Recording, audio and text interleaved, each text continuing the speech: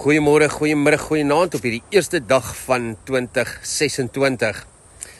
Dat die sê ding van it is what it is een van daai frases wat 'n mens of kan irriteer of kan bevry. Want partykeer klink dit soos moed opgee, maar ander kere is dit dalk die wysste ding wat 'n mens kan sê of kan doen.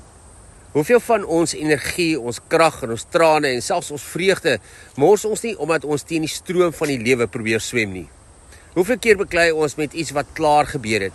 Hoeveel keer sê ons, dit moes anders gewees het, terwyl die oomblik reeds lankal verby is?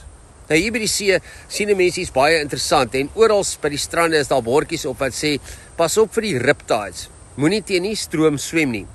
En as jy mooi lees, sê hulle eintlik iets skokkends. Wanneer die stroom jou vat en insuig, moet jy oorgee. Nie omdat dit maklik is nie, nie omdat dit nie scary is nie, maar omdat dit jou lewendig kan hou en jou lewe kan red.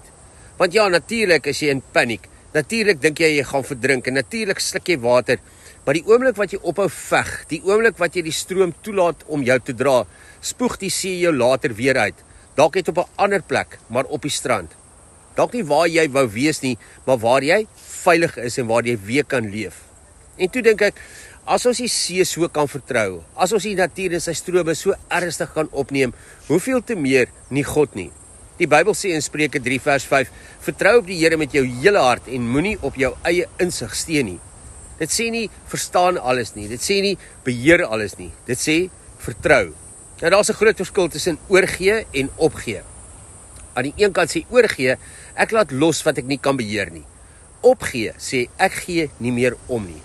Jesus self wys dit vir ons in Getsemane bid hy en sê, nie my wil nie, maar laat u wil geskied.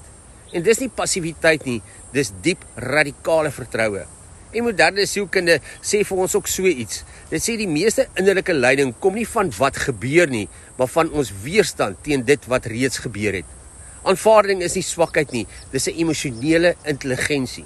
En dalk is dit hoekom hierdie jaar vir my begin het met die eenvoudige mantra van good vibes only. Maar kom ons wees eerlik, good vibes only beteken nie jy ignoreer die pyn nie, dit beteken nie jy ontken die realiteit nie, dit beteken jy kies hoe jy met die realiteit gaan omgaan. Om dit regtig te leef, moet ek oorgee, nie opgee op die lewe nie, maar God se plan vertrou, selfs al sien ek nie nou waar hy my heen gaan vat en waar ek gaan uitspoel nie. Prediker sê dit ook so mooi, waar hy sê, daar's 'n tyd vir alles, self ook vir loslaat, selfs vir dryf en selfs vir rus. En ja, ek kan nie alles verander nie, ek kan nie elke stroom beheer nie, ek kan nie elke golf stop nie, maar soms is die grootste krag nie aksie nie, maar aanvaarding. It is what it is nie 'n verskoning nie, maar dit is iets wat jou kan vrymaak. Want wanneer ek ophou veg teen wat ek nie kan verander nie, word my hande skielik vry om te leef, om te lag en te geniet.